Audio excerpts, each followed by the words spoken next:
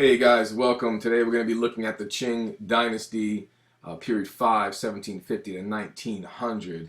As you can see from the tagline there, China's not going to do so well in this time period. China under siege, a century of crisis. As we look through this, also think about comparing China to the Ottoman Empire that we just went over, and think of the similarities and differences in their situation as well. So here we go. Let's take a look at this. First, you got the Middle Kingdom, and China during the last time period was taken over by a foreign group from the north known as the Manchus, and they create the Manchu Dynasty or the Qing Dynasty in 1644.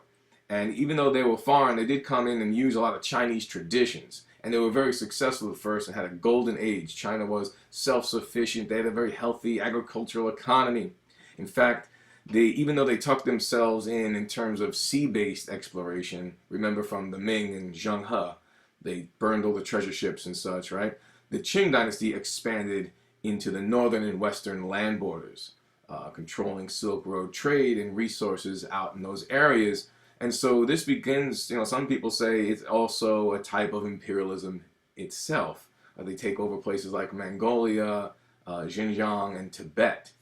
They produce silks, cottons, and fine porcelains, and people from all over the world, of course, wanted these goods and wanted to get them as cheap as possible. Now, the emperor, you can see from the picture, this is the Forbidden City. The emperor lived here in the Forbidden City, isolated from the rest of society, and of course, very influenced by the scholar gentry class and, of course, the eunuchs, who were always around in whispering into the ears of the emperors. And of course, China had this very ethnocentric attitude, as they believed they were the Middle Kingdom, that everything revolved around them, and that they believed that their culture was superior to all others, right? So this was, and they had tributary states as well all throughout, like Korea, Taiwan, which is Formosa at the time, and other areas that looked up to China as sort of their big brother in the region, okay?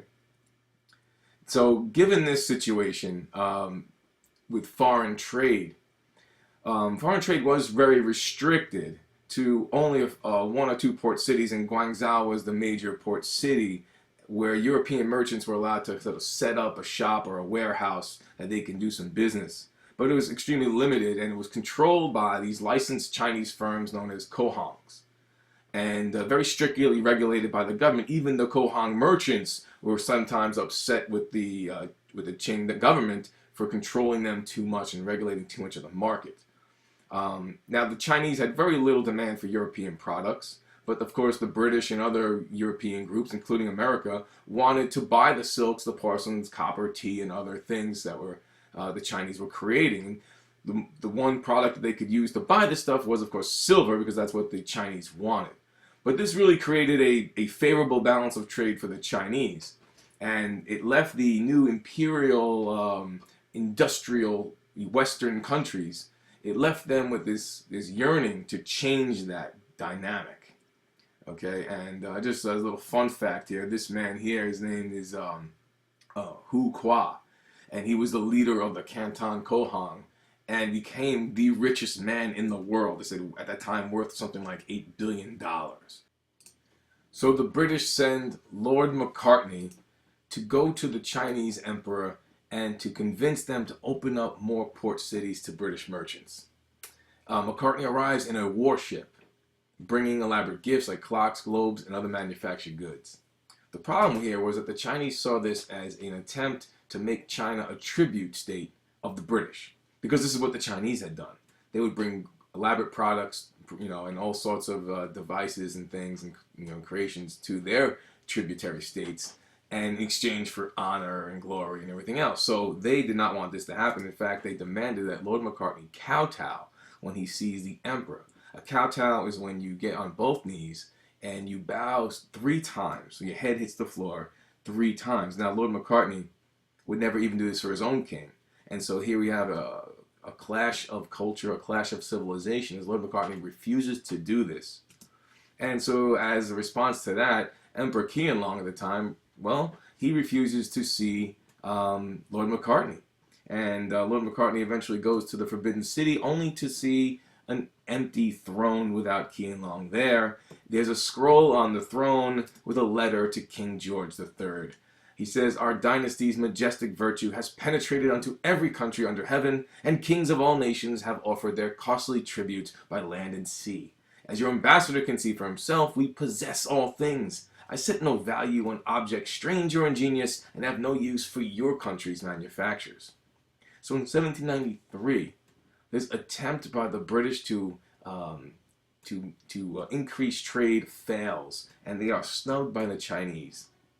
And this leaves them with sort of a yearning to try to find a product that the Chinese cannot refuse. It's something besides the silver bullion, right? Because they were importing millions of pounds of tea, and the British loved their tea, but they wanted something to pay instead of silver bullion, right? And so they had their Indian colonies, and they wanted to find a product that they can ship over to the Chinese. And they do find this product, and this product is opium, grown in India and now shipped to China. And in essence, the British become the greatest smuggling drug dealers on the planet, smuggling opium into China, which increases in a large majority, 1,000 chests in 1773, 23,000 in 1832, to 40,000 chests by 1839. Business is booming, and China is addicted to opium. Millions of begin to smoke the opium for recreational use. And it hits everyone, from soldiers to laborers, men, women, court officials, peasants, farmers, everyone in society. And initially, the Chinese weren't really too worried about it, but eventually they start realizing that, hey, the silver bullion, we have more flowing out than flowing in anymore. Why? Why is that the case? And they realize, hey, opium is not a legal drug in China, therefore it's smuggled. And that's leading to corruption, and it's leading to lack of revenue because the Chinese can't tax the opium. So they want to change this. And there's debates about should they legalize opium or not. Similar to the debates we have today about marijuana in our own country. Right? Can the government profit off of legalizing the drug? They come to the conclusion that they're not going to legalize it. They're going to ban it and strictly enforce the banning of this drug. And so they sort of hire this man, Lin Zexu, who is a government official, and he's sent down to Canton region to police the ports and to make sure no opium arrives on their borders. So he begins to board these ships, inspect them, and ends up confiscating, millions and millions of pounds of opium and dumps it into the water. He does write a letter to Queen Victoria, and you could pause it and read the letter on your own. But basically saying, hey, if opium's illegal in your country, then why are you selling it in my country, right? And if your merchants want to trade with us, they should obey our laws, or they face the death penalty. And so this is pretty harsh. Now, this letter never makes it to Queen Victoria. If it did, she ignored it because there's never a response. And that's when Lin Zexu gets more aggressive and starts to confiscate and then destroy this opium. And they say over 3 million pounds of the opium was destroyed, and the merchants were expelled from China. Now, the British don't sit down and take this lightly. They see this as a violation of property rights and a violation of free trade. And they're going to go teach the Chinese a lesson. So they send their gunships to Canton, and you can see all the waterways that make up this region of southern China, including the little city-state there of Hong Kong. And what happens is the Chinese challenge them, but the Chinese ships really can't keep up with the British ships. The industrialized steam-powered Navy is really no match. Is overmatching the Chinese junks, as they call them, the little wooden ships that were outmatched by the British. And so the British capture many coastal forts and towns and force the Chinese to surrender when the British Armada begins to control the Grand Canal.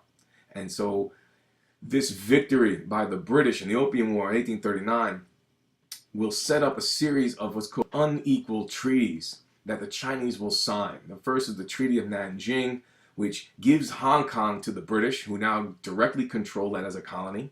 Open up 5 other port cities, including the city of Shanghai.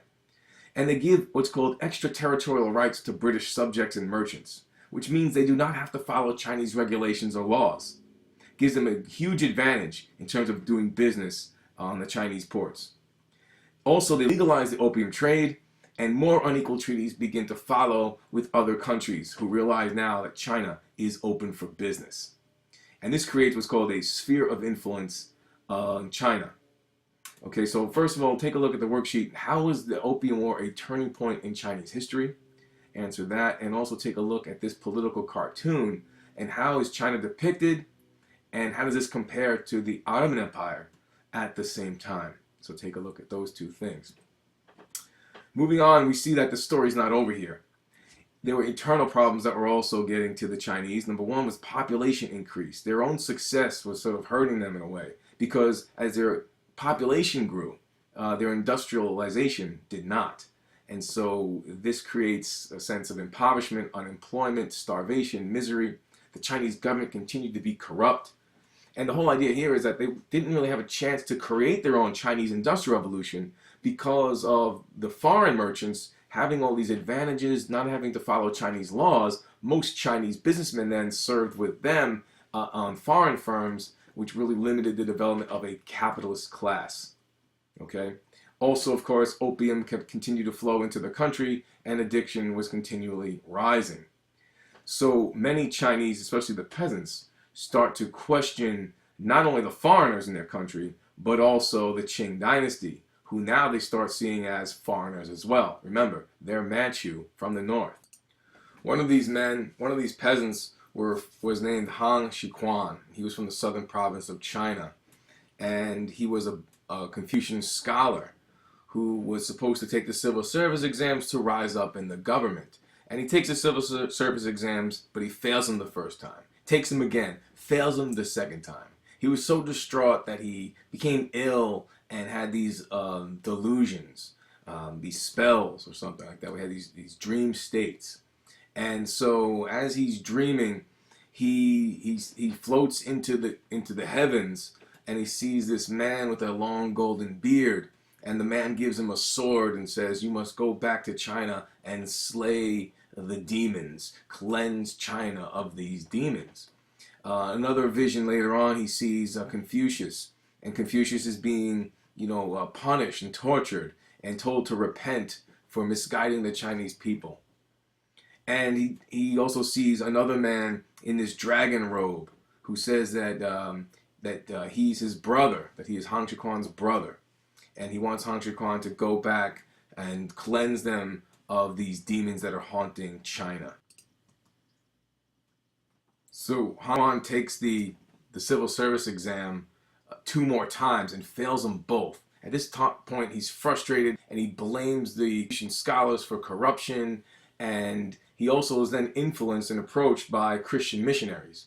And once he starts learning about Christianity, all of the visions that he had start to make sense. And he believes the bearded man was God, the man in the dragon robe was Jesus, and he is the son of God, the brother of Jesus, sent to China to cleanse them of all of their suffering, right? And the demons that haunt them, including the Qing Dynasty.